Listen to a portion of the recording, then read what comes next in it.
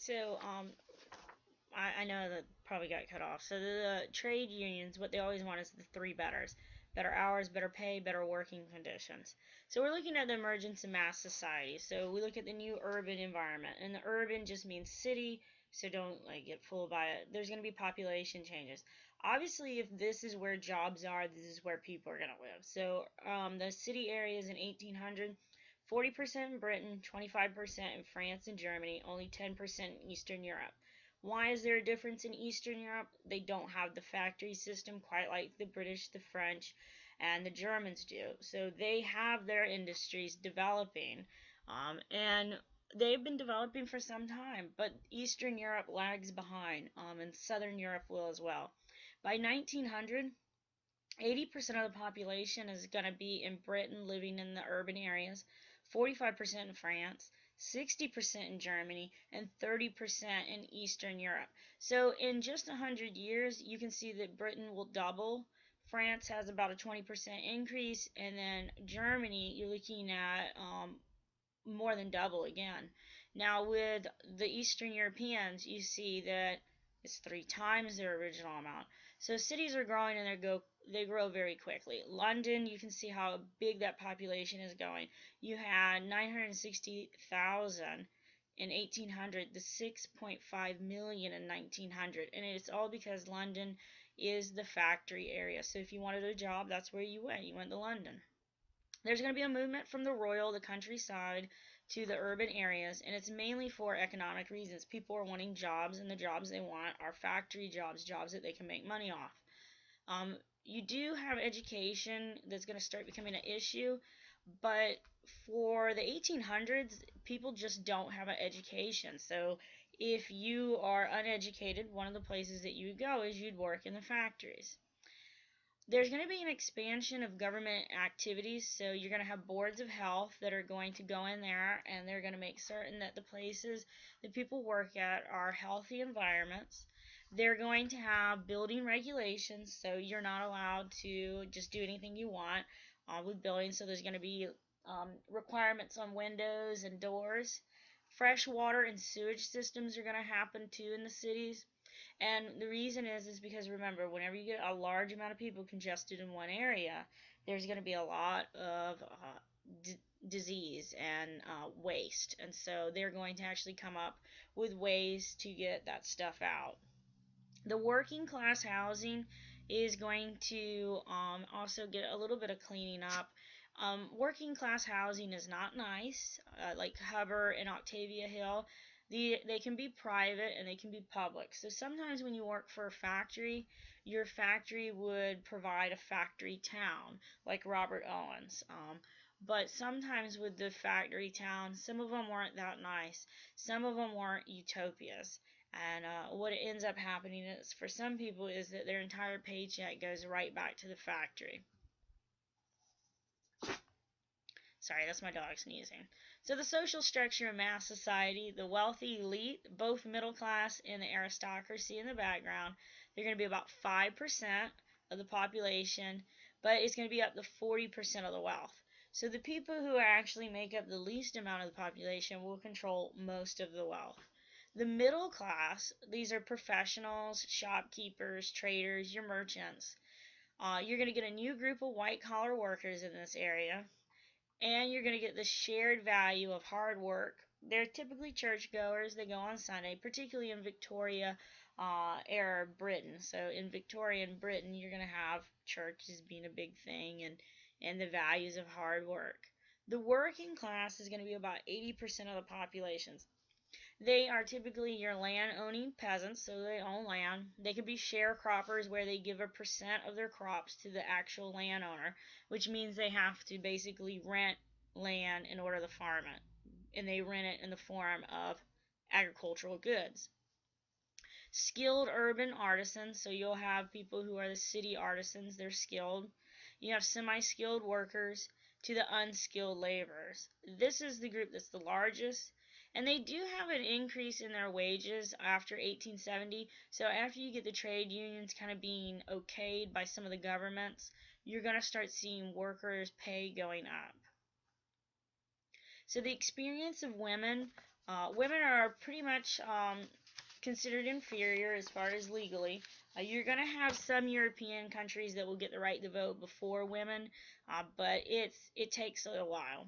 So the experiences of women, mainly women are inferior. They always get paid less, and so they're economically dependent on the man or the man of the home.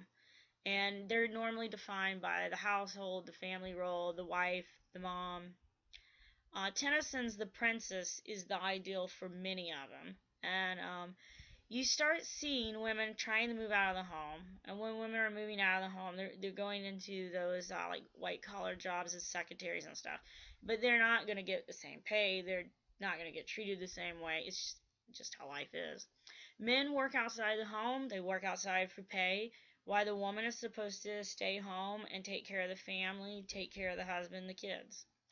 Marriage and family. Marriage is really this is like when you're a little girl, you're told you're going to get married, and there's no question of it. Like, people just don't even really question it, and the ones who do are the weirdos in society, those strange women that nobody talks to. So marriage is assumed to be the only honorable career for most women. Birth rate's going to drop, and it's going to be because we get birth control is going to be introduced. There will be abortion that will be done. Infanticide is where you kill. Side, whenever you see that, it means kill. Infant, you killed your infant. And you do see abandonment as well. And this is really for the poor. So this would be that 80% of the population. This is stuff that you would see them do, is maybe infanticide and abandonment. The family is the central institution of the middle class life. Servants are common, so if you're in that bourgeoisie, merchant, trader group, you see them normally having household servants. The family togetherness is the ideal image. This is what they want. Working class women work pretty traditional kind of jobs. I mean, they're not working anything that's like radical. And they do get a pay raise, so women start to get a pay raise as well. Some working class women are going to remain at home. By 1900, working hours are going to be reduced to 10 hours per day, and that's 5.5 days a week. So today we work 8 hours a day, and that's kind of because unions set that as the standard of time, the 8-hour workday. But 10 hours a day at this time period by 1900, that's actually not that bad, because you have to look at the fact that some people were working 12 to 16 hours a day. Remember when we looked at the first industrial revolution, they were working very long hours. And now that the factories have kind of had years to develop and years to grow, you're going to start seeing not that many people that are going to need it. And they do start introducing new shifts. So you'll have more shifts coming on to actually relieve the workers. So the movement for women's rights, some women are going to make some demands, because when you let a woman out of the house and you let them have a job, you let them start being around men, and they can actually see the inequity in the system. So some are going to demand for property rights. Women are not allowed to own property in Britain until 1879. Even though they've had queens, Britain just had not had allowed women the right to own land. 1900 in Germany, and 1907 in France. So women now will be able to hold and maintain property in their own right. There's going to be some entrances in the male professions. Teaching is the first one. Nursing is going to be another big one, and we looked at Florence Nightingale in the Crimean War, and then Clara Barton here in the American Civil War. So you'll have nursing and teaching. These will be normal careers for women to kind of step into. So they'll enter male professions. I know you don't think of, well, most of you probably don't have that many male teachers, but male nurses, that's actually what it was before. So voting demands are going to start to be made, and suffrage, or suffragists, it just means people who want voting rights. So suffrage always means voting. And so you're going to start seeing women demanding the right to vote. The British Pankhurst, the Women's Social and Political Union, they're going to demand it. Norway and some American states did give women the right to vote before 19 14. Now, when it says some American states, what this means is that you could vote in state elections, but you could not vote in the federal U.S. government elections. So you could vote, and it was really the western states. You could vote in, like, Utah if you're a woman, in your Utah state government, but you could not vote for the president of the United States. Norway's pretty progressive. You kind of see the Scandinavian countries being a little bit more progressive with civil rights and civil liberties, so they will give women the right to vote too before 1914.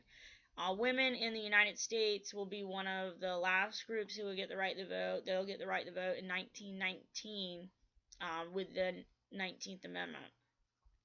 So peace movements, you're going to start seeing that too. Like, women are normally in peaceful movements. So you do have, like, the Austrian Peace Society. So education and age of mass society. Mass education, including industrial demands and desire to instill patriotism. So when they actually start educating the masses, they're educating you to be good citizens, to be nationalists, to love your country and love it enough that you're willing to fight, die, and serve for your country. There's going to start being compulsory education, and compulsory education means you have to go. Okay, so in America we have compulsory education. You have to go till you're 16. And so compulsory education is going to increase the demand for teachers, and most of the teachers will be women. There is going to be an increase in literacy thanks to compulsory education. By 1900, adult illiteracy is virtually eliminated in Western Europe. Now, it's not going to be true for the United States. The United States, you're seeing in the 1910s, education will become mandated. It'll become a compulsory aspect. So what this shows you, when you have this increase in literacy, what this is showing you about Europe, about Western Europe in particular, is that their economy is actually doing good. Because people, when their economy does good, they actually can go and go get an education. When the economy sucks, you don't worry about getting an education, you worry about making money. Leisure in the age of mass society. Mass leisure, you're looking at do the 10-hour work days and weekends. You're starting to have extra time on your hands, and you need stuff to fill it with. So you're going to have athletic groups developing. You're going to have sporting activities. So the English Football Association, soccer. You'll have people playing cricket. You'll have people just doing different things. I mean, people are going to be enjoying their time off. So on Saturday, you would go to the parks, you'd go to an amusement park, some sort of professional sporting event like boxing becomes very big, very popular. You're having all kinds of things happening because people got time off. So the national state, tradition and change in Latin America, you're going to have rapid economic growth after 1870 in this area, and most of it's because Latin America is really exporting a lot of food stuff and raw material to, like, the United States, to Western Europe. So remember, a lot of the Latin American countries, they're overthrowing their old imperial rule by the Portuguese and the Spanish. And for a good portion of it, they kind of replaced those rulers with Britain, at least economically. And the United States is also going to have its hands in Latin America a whole lot, particularly after 1870.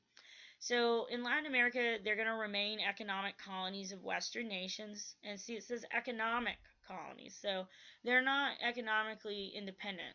They are dependent on the Western nations to buy their goods. The rural elites, the ones who own those plantations, the Creoles, they're still going to be dominant. And when you look at today in politics in Latin America, you still see the Creoles actually being dominant in the government. You get the growth of middle sectors, lawyers, merchants, teachers, but it's only going to be 5% of your actual population. And the working class is going to expand. You will get labor unions after 1914 in Latin America. It takes it a little bit longer to develop in Latin American countries because of the power of the elite and because of the depth of poverty that is in these areas. There's going to be some political changes starting in Latin America. large landowners are going to start kind of making use of dictators like Diaz in Mexico to retain control of their society. So you're going to have the Mexican Revolution under Madero.